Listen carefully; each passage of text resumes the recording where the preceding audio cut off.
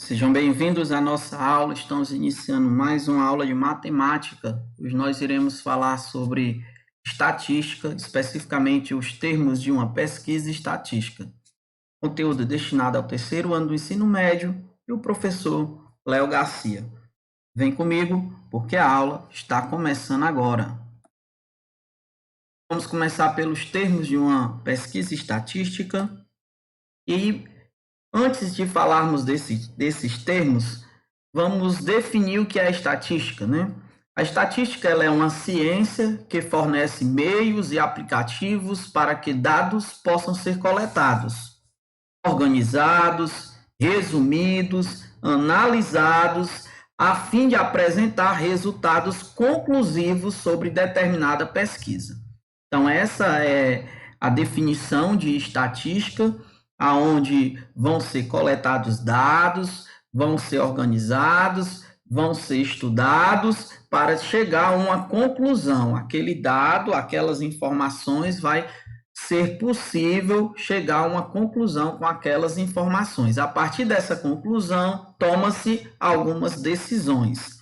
Isso é muito utilizado principalmente pelo IBGE, e os dados do IBGE, eles são utilizados até mesmo serve como parâmetro para o governo, para o estado, para o município. Então, são dados muito confiáveis a essa instituição IBGE, que é um Instituto de Geografia. Então, a estatística ela tem etapas. A primeira etapa é o planejamento. Diante de uma hipótese, diante de uma situação. A segunda etapa é a coleta de dados. Depois, organiza-se os dados.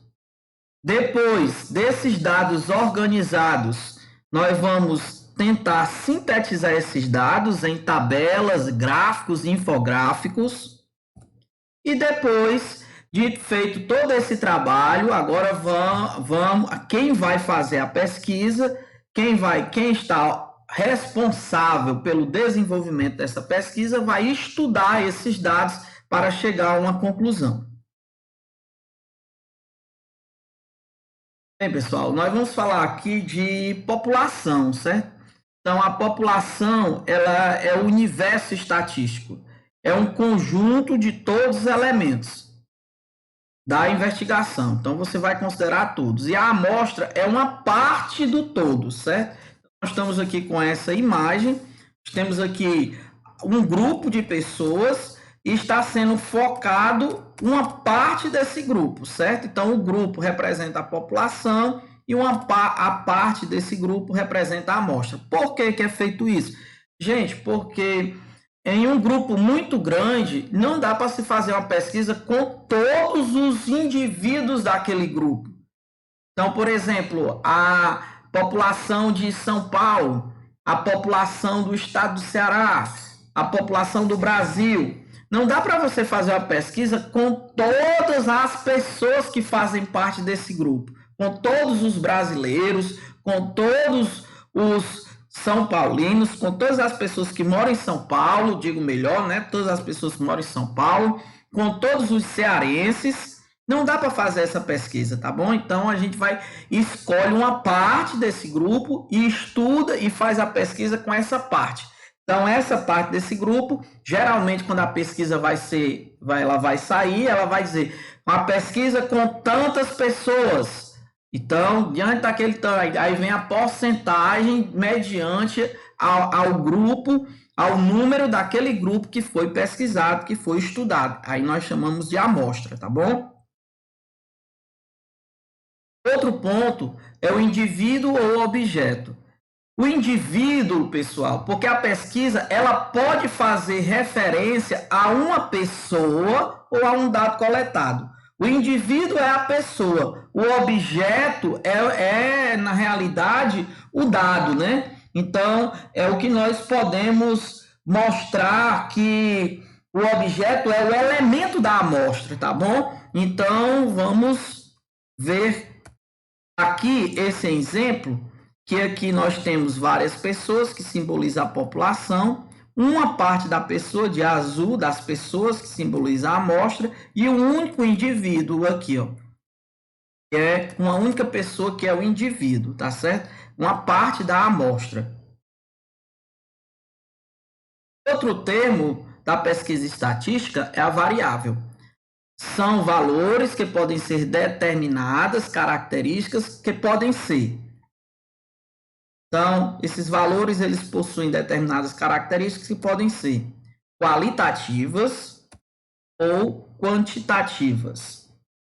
É importante nós falarmos aqui que as qualitativas elas representam características. Por exemplo, essa qualitativa ela pode ser nominal, ela pode ser ordinal. Ela será nominal quando você representa uma profissão, o sexo, religião, tá certo? Então ela será nominal, porque ela está representando uma característica da pessoa ou da amostra coletada, né?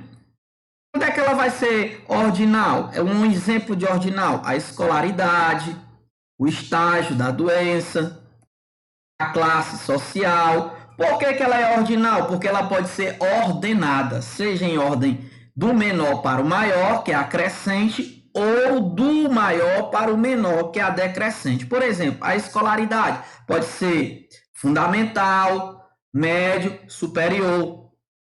O estágio da doença pode ser inicial, pode ser mediano e pode ser final.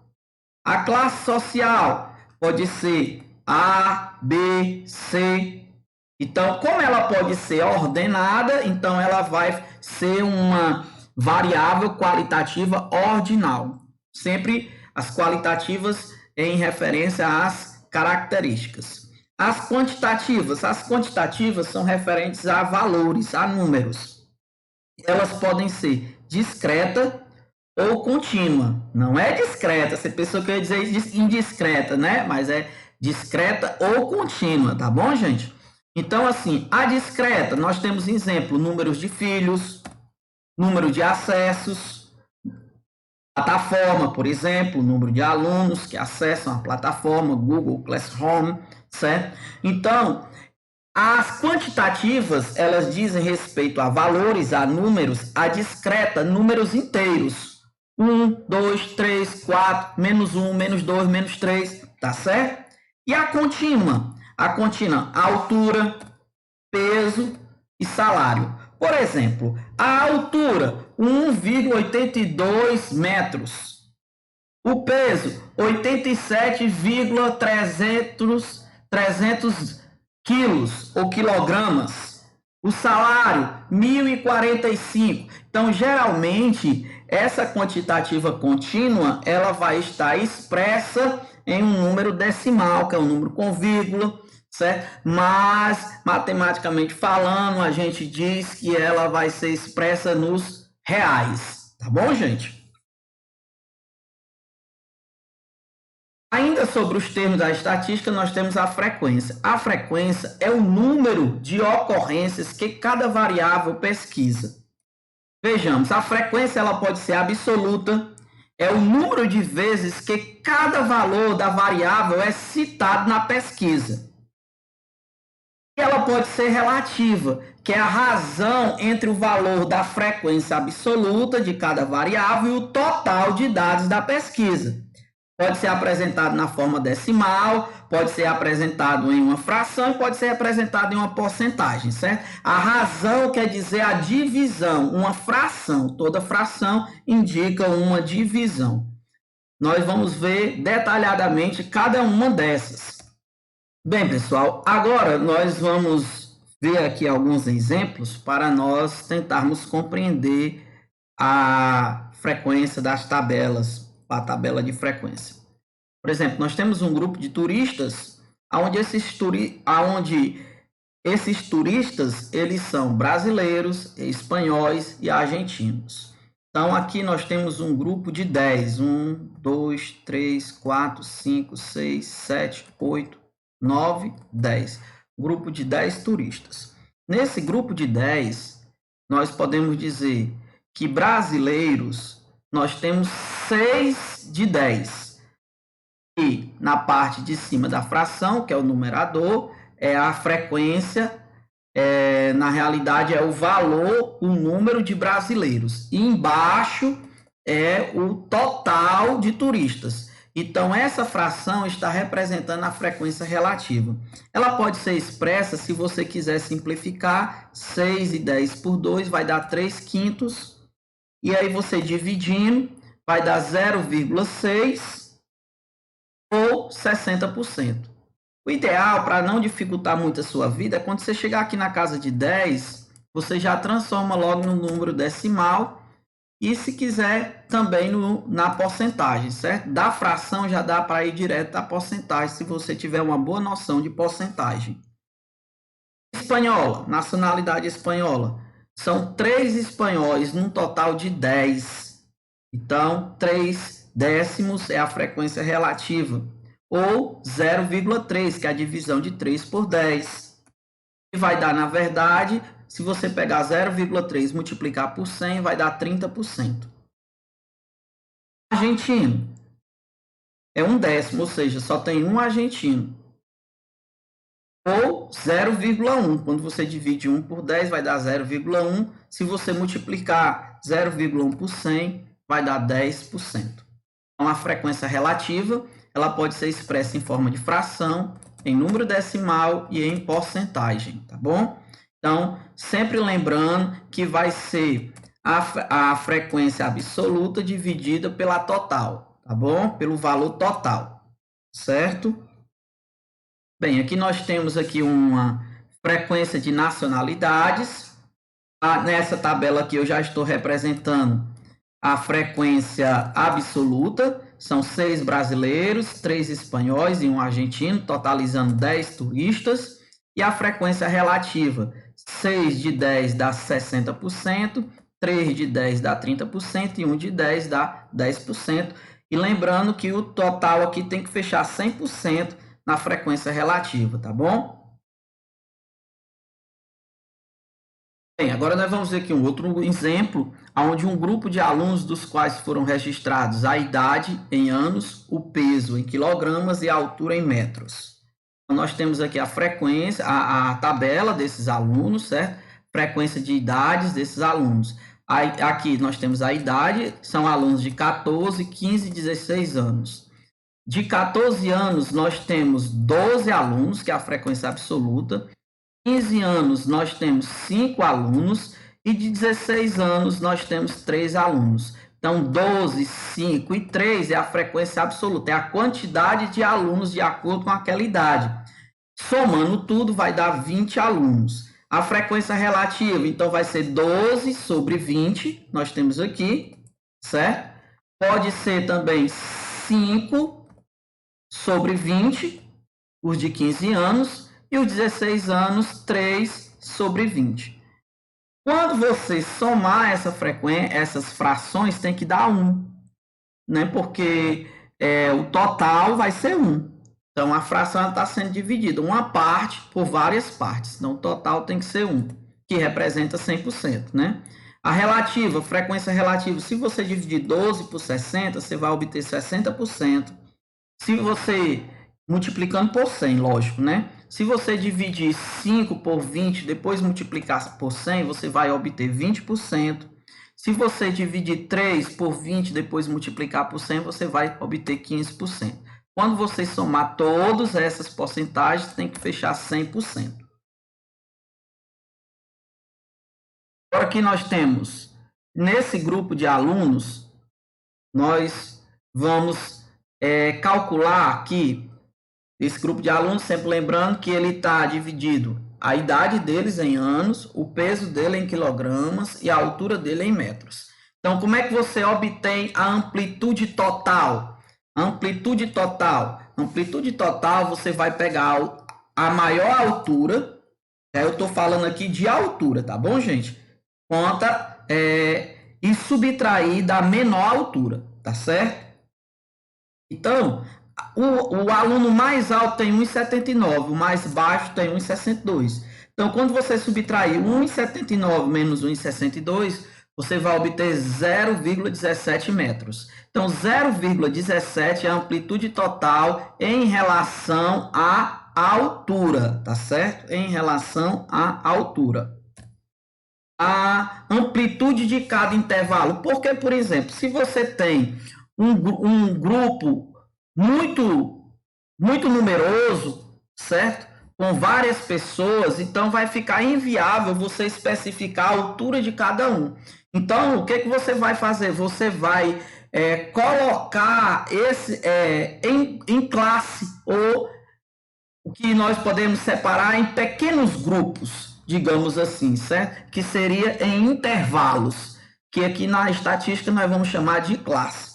Então, a amplitude desse intervalo, ou desse pequeno grupo, ou dessa classe, conforme você queira, estatisticamente falando, como é que você vai obter? Você vai escolher um número de intervalos que você quer, esse valor você escolhe, você já obteve a amplitude total. Então, aqui eu quero 6 intervalos.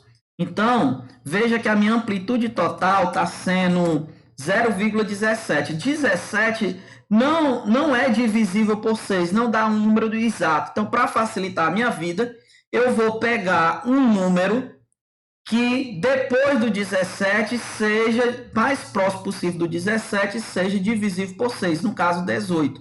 Então, 0,18 vou dividir por 6, vai dar 0,03. Então, isso aqui, 0,03, vai ser o meu intervalo. Isso quer dizer o quê? Isso quer dizer que eu vou contar a quantidade de alunos que tem a cada intervalo. Cada intervalo vai ter 0,03 metros. Nós vamos já ver como é que isso vai ficar, tá bom? Então, por exemplo, aqui. Então, você vai elaborar a tabela de frequência. Está aqui a tabela. Aqui, pessoal, são os intervalos. Daqui. O menor aluno tem 1,62. Então, eu vou pegar a minha classe do intervalo, que é 0,03, e vou somar com 1,62. Quando eu somar 1,62 mais 0,03 metros, eu vou obter 1,65 metros. Então, eu tenho um intervalo de 1,62 a 1,65. O que é importante você compreender aqui? É importante você compreender que o seu intervalo está começando com 1,62. Mas você não vai contar nesse intervalo os alunos que têm 1,65. Então, quem são os alunos que você vai contar? São os alunos de 1,62, 1,63, 1,64, certo? Então, de 1,62 até o intervalo de 1,65, sem contar 1,65, você tem 2 alunos. Agora, perceba que o 1,65, no primeiro intervalo, ele não entrou na conta. No próximo intervalo, ele vai entrar. 1,65, certo? E aqui, eu vou somar 1,65 mais 0,03, que vai dar 1,68. Então, quem são os alunos que serão colocados, contados nesse intervalo? São os alunos que têm 1,65, 1,66, 1,67 e 1,68 não entra. Como é que você vai observar? Você vai observar esse tracinho aqui, que significa o intervalo fechado. Quando o intervalo está fechado, quer dizer que o número que está perto dele, ele é contado dentro da situação. Esse tracinho aqui que não tem nada, quer dizer que o intervalo está aberto. Quando o intervalo está aberto, quer dizer que o número que está próximo dele não é contado na situação. Então, no intervalo de 1,65 a 1,68, eu tenho 3 alunos. E assim, veja que o 1,68 não entrou na conta. Agora, no próximo intervalo, ele vai entrar. E aí você acrescenta 0,03 novamente, que vai dar 0,71. E assim você vai obter todos os intervalos. Você vai fechar aqui até 1,80. E aí você vai contar, né? Então, de 1,68 a 1,71 você tem 6 alunos. De 1,71 a 1,74 você tem 3 alunos. De 1,74 a 1,77 você tem 4 alunos. De 1,77 a 1,80 você tem 2 alunos. Essa quantidade de alunos indica a frequência absoluta. Quando você somar tudo, tem que dar o total dos alunos que foram pesquisados. A frequência relativa aqui está em decimal. Como assim? Então, pega-se 2, divide por 20, que vai dar 0,10. Multiplica por 100, que vai dar 10%. Pega o 3, divide por 20, que vai dar 0,15. Multiplica por 100, que vai dar 15%. E assim sucessivamente. Sempre lembrando que no final, a soma da frequência relativa tem que dar 100%. Então, nós temos aqui um outro exemplo, que ele diz o seguinte: uma escola com 5 classes de primeiro ano do ensino médio, cada uma com 45 alunos, foi feita uma pesquisa para traçar o perfil do primeiro ano. Para tanto, foram selecionados 5 alunos de cada classe que responderam a um questionário. Nós temos aqui a tabela com o nome dos alunos, né? Então, nós temos aqui, ó, o sexo, a idade, a altura, o peso, o número de irmãos, a cor do cabelo, o que o aluno gosta de fazer, número do sapato, manequim, desempenho em matemática. Então, o universo estatístico é 225 alunos. Como é que eu sei? Porque, na realidade, o enunciado diz que são 5 classes e cada classe tem 45 alunos. Então, 5 vezes 45 dá 225. A amostra dessa pesquisa ela é constituída de 25 alunos. Por quê? Como é que eu vou saber? Porque foram tirados 5 alunos de cada classe e eram 5 classes, certo? Então, 5 alunos vezes 5 classes vai dar 25, que é o total de alunos pesquisados, né? Já que não dava para pesquisar todos. A cor do cabelo é uma variável qualitativa nominal, certo? Então, a cor do cabelo ela vai ser uma variável qualitativa nominal, indica uma característica da pessoa, ok? Ó, então, qual vai ser? Vai ser castanho, vai ser loiro e vai ser ruivo. O número de irmãos é uma variável quantitativa, porque está falando de número, de valor, quantitativa discreta. Por quê? Porque é um número inteiro. 2 irmãos, 0 irmão, 3 irmãos, 4 irmãos. Você não vai ter 0,1 irmãos, né? Então, dentro da pesquisa do aluno, se fosse um dado mais geral, talvez você pudesse obter, mas dentro dessa pesquisa, desse universo, de cada aluno considerado individualmente, você não vai ter. Então, por isso que ela é uma quantitativa discreta. Quantitativa porque é um número, discreto porque é um número inteiro, tá bom? E o desempenho em matemática é uma variável qualitativa ordinal, porque ela pode ser ordenada. Não é um número, mas ela pode ser ordenada. Insuficiente, regular, bom e ótimo.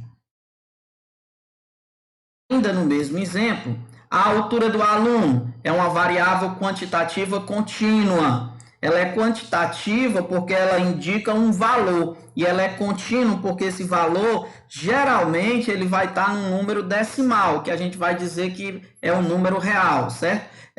A altura 1,82 metros, 1,62 metros, tá bom? Dança. Dança é uma variável do hobby, que é uma coisa que a pessoa gosta de fazer, cuja frequência na realidade são 7 pessoas que dançam, num total de 25. Então, nós temos uma frequência relativa de 0,28 ou de 28%, tá bom? A tabela das frequências variáveis do número de irmãos é a seguinte, por exemplo, nós temos aqui, ó, então, nós temos 5 alunos que não têm irmãos. Nós temos 10 alunos que têm um irmão, 6 alunos que têm 2 irmãos, 3 alunos que têm 3 irmãos e um aluno que tem 4 irmãos. 5, 10, 6, 3 e 1 é a frequência absoluta. Como a amostra foi um total de 25, quando eu somar tudo tem que dar 25. A frequência relativa é 5 dividido por 25. 5 sobre 25 dá 0,2, que vai dar 20. 0,2 vezes 100 vai dar 20%. 10 sobre 25 pode ser em fração ou pode ser 0,4, que multiplicado por 100 vai dar 40%. E assim sucessivamente em todas as outras quantidades. Repetindo que na frequência relativa você tem que ter um total de 100%. A tabela de frequências da variável peso em quilogramas com os valores em classes. Vamos ver aqui. Por exemplo, eu vou pegar o aluno que tem maior massa e subtrair do aluno que tem menor massa. Então, 66 menos 38 vai dar 28. Então, o que eu vou fazer? Eu vou escolher o número de intervalos. Eu quero trabalhar com 5 intervalos. Sempre lembrando que é aconselhável que você trabalhe com intervalos acima de 4, tá bom? Superior a 4 intervalos. Porque senão fica muito pequeno demais, tá certo? Então, 5 intervalos. Veja que 28 não é divisível por 5. Então, vou pegar um número mais próximo de 28 divisível por 5 para facilitar a minha vida na hora de contar, que vai dar 30. Né? Então, 30 dividido por 5 vai dar 6. Então, a minha amplitude relativa vai ser 6. Ou seja, cada intervalo eu vou contar de 6 em 6. E eu vou contar aqueles alunos que estão dentro daquele intervalo. Veja aqui, eu tenho a frequência do peso, então de 38 a 44 eu tenho 4 alunos. Lembrando que nesse intervalo 38 está dentro da contagem, porém 44 não está dentro da contagem, tá bom? Quem são os alunos que estão aqui? Qual é a massa desses alunos? 38, 39, 40, 41, 42, 43, 44 não entra, certo?